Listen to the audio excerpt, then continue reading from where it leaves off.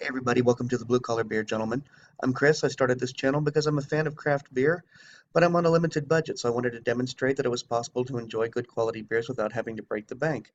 And so the beers that I review on this channel usually come in around the $2 price range, and such is the case with today's selection. I paid $2.29 for this 12-ounce bottle of Bell's Porter, Robust Porter. Um, I'm not entirely certain, and I didn't feel that motivated to go and learn all the ins and outs. Apparently, they made a porter before, but it is not the robust porter that you see here on that. I don't know whether it's the same or not. I'm going to read the description. Our award-winning Bell's Porter bridges the gap between malty brown ales and heavily roasted stouts. Notes of chocolate coffee and roasted barley are offset with just a slight hop bitterness. Enjoy any time of year. Okay, here is the truth about this bottle, and Mike Gaddy, if you're watching, I'm sorry, you're absolutely right. I try to bring these in as best I can, but this is actually, at this point, it has a shelf life of 6 months, as it states, but this was packaged, let me think, 7.5 months ago.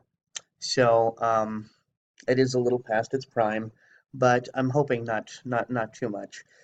Quick notes about this beer. It has a 5.6 ABV. Um, Typically, porters become in between 4.8 and 6.5. IBUs are 33. Typically, porters come in between 25 and 50. IBUs are very subjective, and I'll explain because, well, if you go to Bell's website, they don't list the IBUs. In fact, they have a link that says, "Why don't we list IBUs?" You click the link, it explains why they don't list IBUs. As I've said before, and I promise, this is the year. 2020 is the year we're going to examine the IBUs and whether they mean anything or not. Anyway, Bell's Porter does not believe that the IBUs mean anything. However, if you click the link that says, "Why don't we list IBUs?" it will tell you the IBUs, their approximation for the IBUs, as they put it, for the beer, which is, as I said, 33. Typically, porters come in between 25 and 50, so it's kind of on the lower end of the bitterness scale. Quick review notes. 34 of my friends on Untappd have given it a cumulative score of 3.75. 72,000 of us have given it a cumulative score of 3.73. Beer Advocate has had 3,104 rankings, giving it a cumulative score of 87, which on their scale is very good.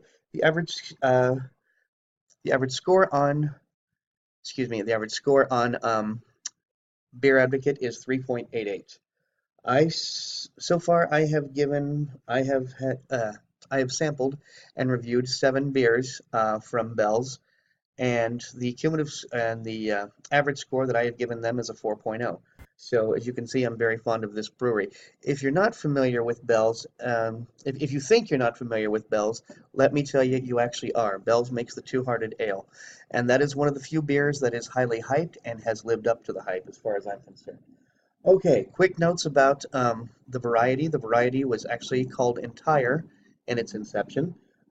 It was started actually in Dublin, porters that is. Due to popularity among porters and stevedores, by 1720 they were calling this beer porters because the porters used to drink them apparently as they were pulling luggage and whatnot from the ships. Stouts emerged from porters, so once it's one of those deals whereby all stouts are porters, not all porters are stouts. Stouts emerged from this variety, were popularized in Scandinavia due to and from the transport and the commerce that was going on through the Baltic. That's how the Russian Imperial Stout, or I'm sorry, not the Russian Imperial Stout, that's not what I meant at all. The Baltic Porter started from Scandinavian Russian trade routes, and the style emerged from both the Finns and the Russians. So there you have it. That's how the Baltic Porter started, and that's where it comes from. One more thing to add to this: just because Bell's is successful does not mean they are not an independent craft brewery. There they have the label, and I know some of you out there, they say some of you out there think that this is a false. I've read some very negative comments about this little logo here. Well, I for one agree with their standards, and so on this channel, that label, that little logo, the uh, independent craft label with Brewers Association on the side and the bottle turned upside down, as far as I'm concerned, that means you're drinking craft beer. okay, until such time as they get bought out by some, I don't know, corporate consortium of some kind. Until then, until that day, they're going to be considered craft. Okay, I have gone on and on and on and on.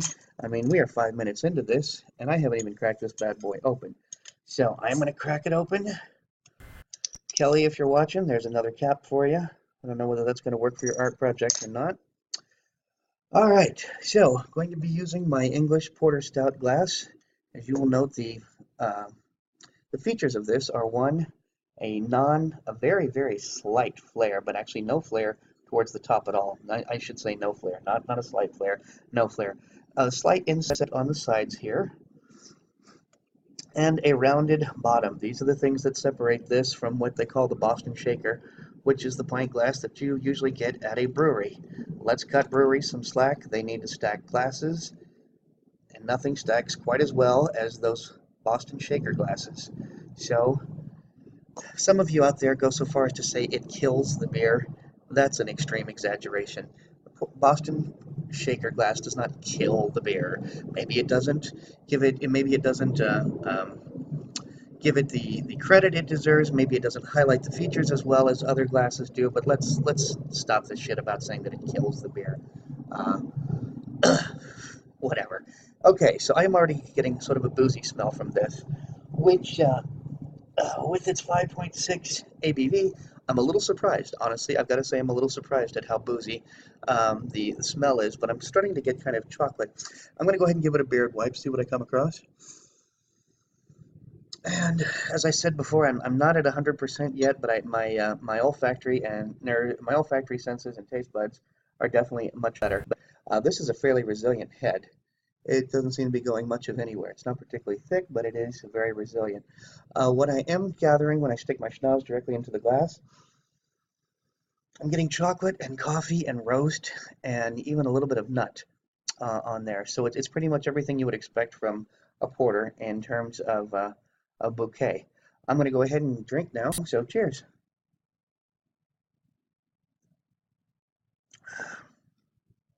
Okay, first impressions. Um, Medium mouthfeel.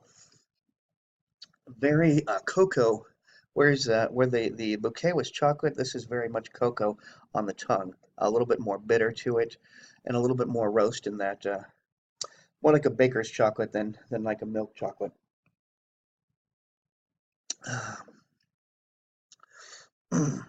Just this tiniest bit of alcohol burn, and I again with the 5.6, I'm kind of surprised that there's an alcohol. It started off with such a boozy aroma, and that there is that alcohol burn, but it is there. Now we do have some very nice lacing there. If I can get the glare gone, there we go. Yeah, you can see the lacing. Very nice lacing. This is a good warming ale. The more I drink of it, the more warm I'm getting.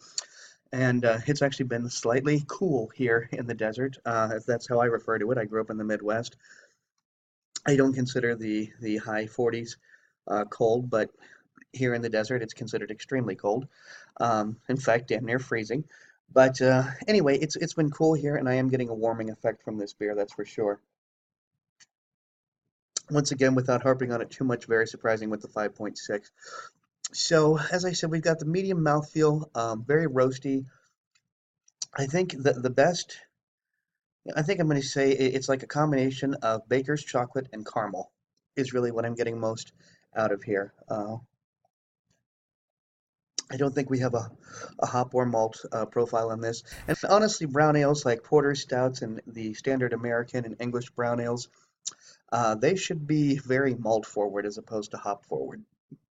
But this is very hoppy.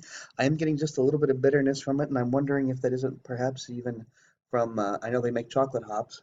I don't know whether they use this or not, but I think that bitterness that I'm getting is sort of like I said, the bitterness you get from a baker's chocolate, but it's got to be some hoppiness to it too. So I think all in all, I'm ready to give this beer I'm ready to give it a 4.0. I think it deserves a 4.0. It arrived in a bottle, so it's not getting that extra 0.25 for being in a can. But all in all, this is a good beer. And considering it's only 29 cents more than my usual cap of $2, which unfortunately, gang, it's I'm doing my best to hold at that $2. I'm having to go from the $2 to $3 range a lot more frequently it's just, you know, it's inflation. I don't know what to tell you, but still trying to bring in beers around the $2 price range and show that it's possible to enjoy good quality beers without breaking the bank. So anyway, guys, if you like this video, please be sure to like, comment, and subscribe. Tell your friends. I'm really going to be moving forward much stronger with trying to get this channel monetized, trying to take it to new places, and also going to be working very hard on my other channel, which is Fat 50, and running a marathon. So guys, until next time, thank you very much for watching. Remember, drink good beer and don't break the bank doing it. Cheers.